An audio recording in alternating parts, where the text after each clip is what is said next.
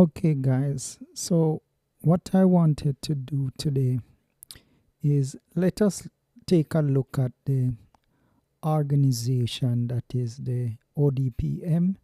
This is the organization that was recently restructured b- um, by the Prime Minister, right? So, let us look at how the look at the site, and see what the documentation says about how this organization is structured, right? Let us start with the framework, right? And look at the national structure, right? We see here that the the whole ADP, the ODPM, is the disaster management at the national level is managed by this committee. Now, who are the members of this committee?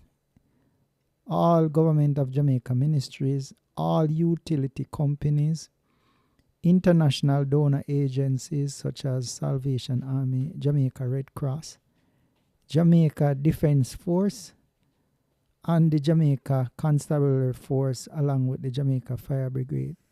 So these agencies are placed within the response matrix to maximize their effectiveness.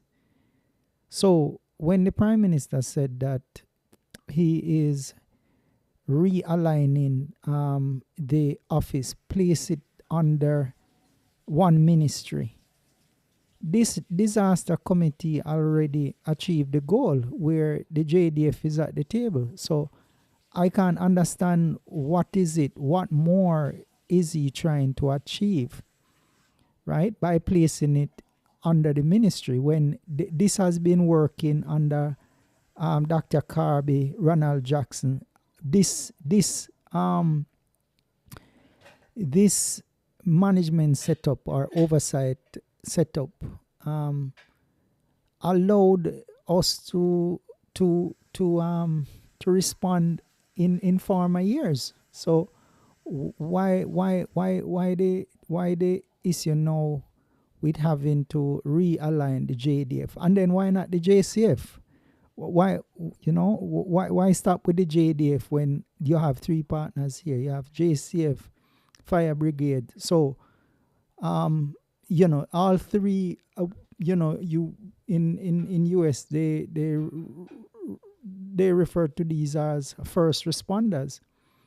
So probably the JCF is bigger than the JDF. I don't know. So if why put one and not all three under his ministry so that they can be realigned? So now, what's gonna happen with the fire brigade when they are the primary response unit?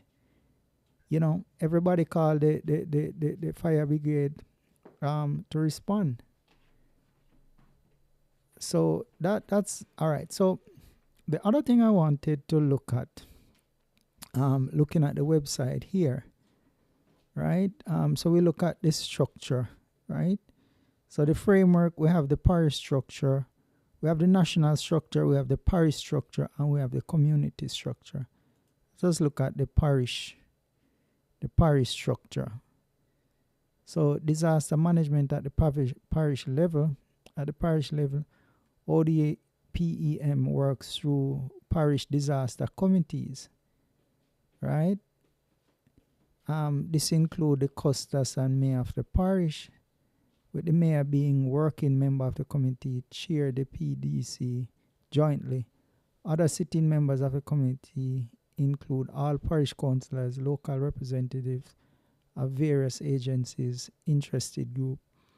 Each parish has a disaster coordinator who is responsible for coordinating all activities.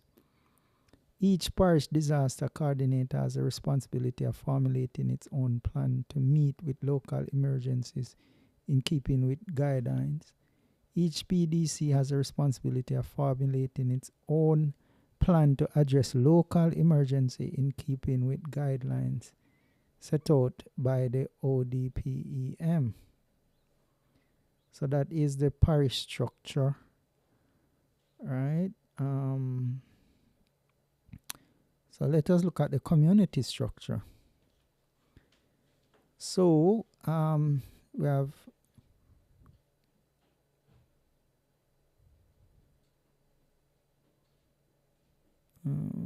let's see. So after Gilbert, the ODPEM felt that communities needed to be better prepared to react in a disaster. As such, a national zonal program was put in place so that communities could manage internally for at least 72 hours until outside assistance could reach them following a disaster. The Seventh-day Adventist movement through its Adventist Development and Relief Agency was identified and given the responsibility for providing leadership of the zonal program in 1997. This program works by dividing the island into clusters of community called zones, which are further divided into focal. So zone communities across the island are divided into clusters called zone. A zone chairman who gives information on disasters or potential disasters. Chairman must identify resource personnel, identify needed equipment for communities, example, radio, CB, cellular phones, and also identify other resources like backhoes and bulldozers. In the event of a disaster, the zones will be the first group to render assistance. Information concerning what has occurred will be communicated from the zone headquarters, which would be located at Seventh-day Adventist Church Hall or school. Whatever assistance is needed would be coordinated from that location.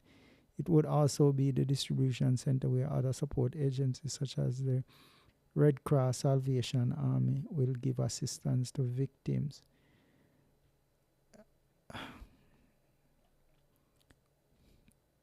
The national zonal program zone are further divided into focal points. The focal point operate on a smaller level to the zone and work along with the zone chairman. Personnel at focal point should identify resources, ensure the availability of cell phone, power saw, support personnel. So, what I'm trying to understand is the Prime Minister said that this hurricane came on a scale, right, never seen before, agreed. But if we look back where we see communities were marooned, right? If this is not rocket science, and this didn't need any PhD or any high caliber person.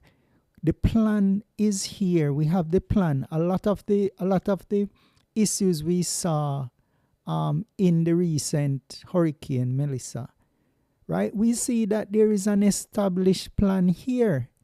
So I don't know why we need a high-priced person to carry out this plan. And in any case, the plan is being carried out by the zone. So when you talk about things like CB radio, when communities were marooned and cell phone service was out, if these CB radios were in place, if the backhoes were in place, if the bulldozers were in place, right? Then communities would be able to clean and not having to now depend on heavy equipment coming in. So I don't understand this whole thing that the Prime Minister is saying that he needs some high valued person to carry out these simple things. And it doesn't matter that the scale of this hurricane was so big, because the problems that encountered during this hurricane had nothing to do with the size or the scale. It was just lack of preparedness. Simple. And no amount of money is going to fix that. Right? Somebody dropped the ball, and I suspect I know where the problem is. That the people who were trained to do this thing were not allowed to carry out what it is they were supposed to carry out. And we see it here. We see where the structure is in place. We see where the organization is in place.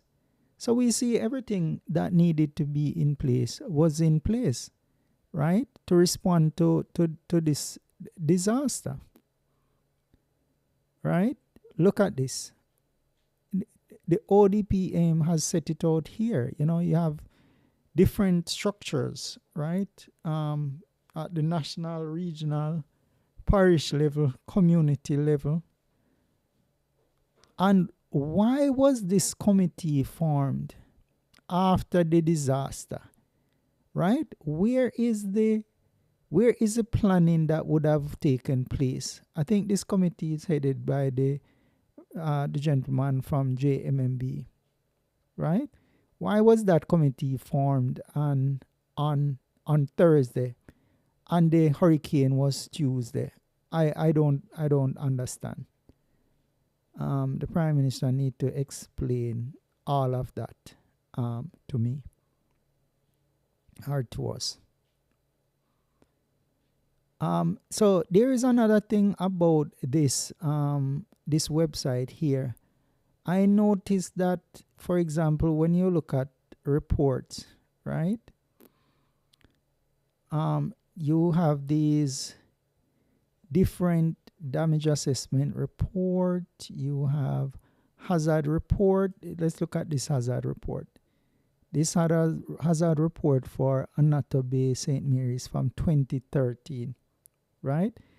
This is unacceptable, right? Why is it that these reports have not been reviewed and updated, right? And given the acceptance that the country is in, with climate change happening, and we having, very bad weather incidents that are gonna happen, why aren't these hazard reports updated, right? This is 2013, right? Let's look at this.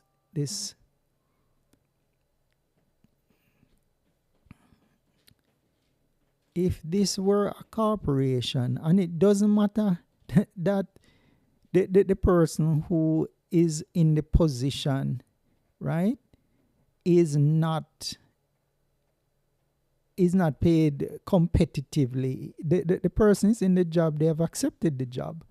So I expect that they are doing the job. But where is the oversight for this agency? Let us see who is the chairman of the ODPEM. Let me see here.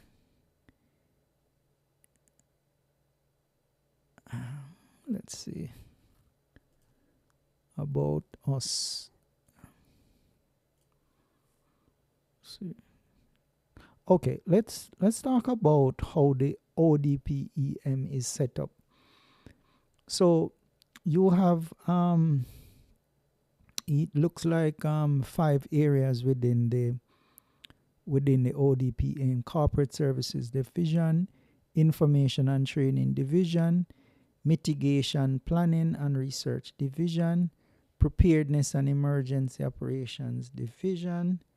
We have the Projects Implementation and Development and Monitoring Division. We see here where the corporate services is committed to providing efficient, effective support.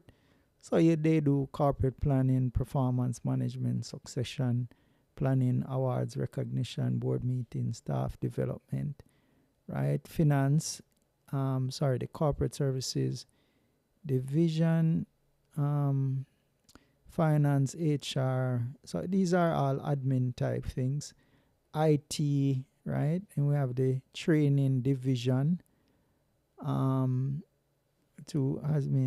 right? The same in so this is training, I suppose, of community members, dissemination and training, right? And then now we have the mitigation planning research division, right? I guess these are the folks who do those hazard reports, see, collect and analyze data on natural man-made matter, right? So these are the guys who haven't updated the hazard report there from 2013, right? Then we have the mitigation, right, division here, right? So their ongoing project that is under review involves the project. So I guess they, clean, drain, ensure that certain, so let's see, it says the function involved in mitigation complements the planning and research function. Its primary aim is to conduct studies as to projects with a view to implementation. So I guess it will look at certain places and say, well, we need a bridge here, or we need a road there, or we need certain projects to, to manage the hillside so that we don't have, landslide, whatever needs to be done. Now we have the Preparedness and Emergency Operations Division. This, I think, is a big one that deals with the actual hurricane response.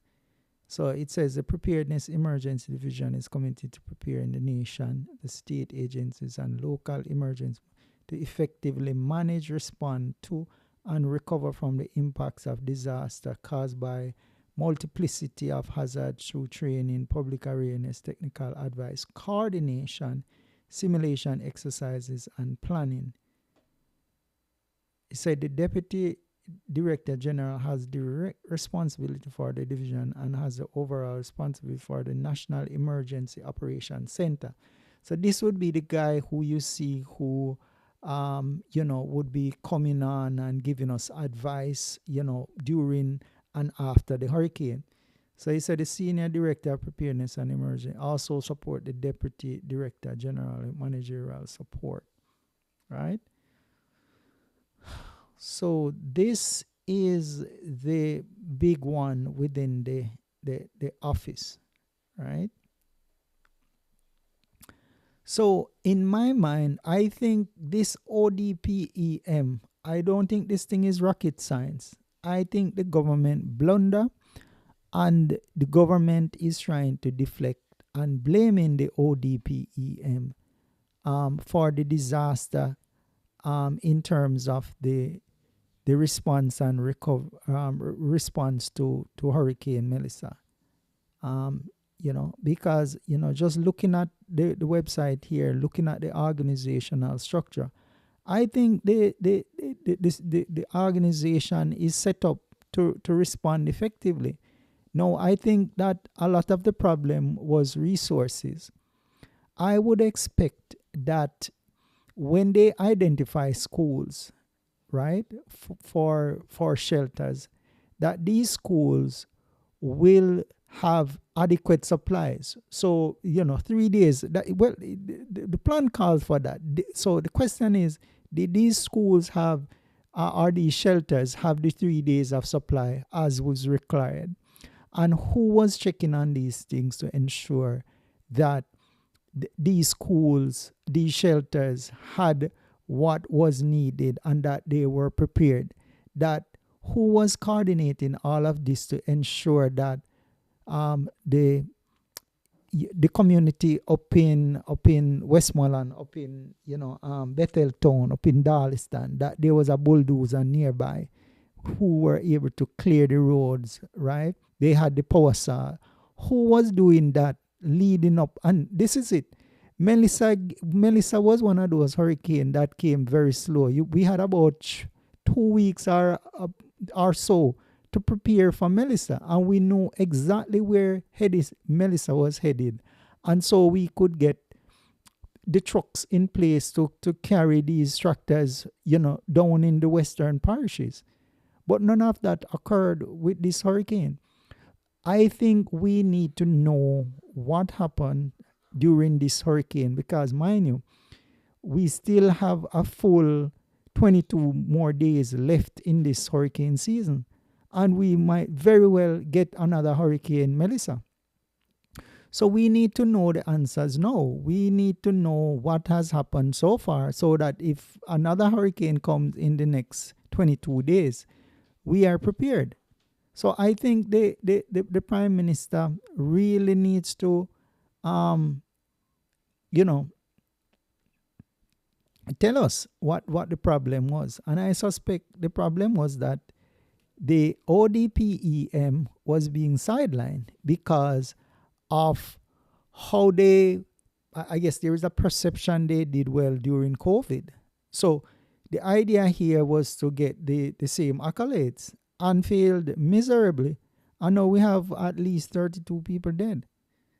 So this whole thing that the ODPM head is not paid properly, or the salary is not competitive. That is hogwash. I don't buy that. So the Prime Minister needs to let us understand what has happened here. I think the ODPEM, as it stood prior to the hurricane, had the structure, had the necessary structure in place. The question is, was it adequately funded? I think that is the question that we have here. And that is my final word on this whole thing.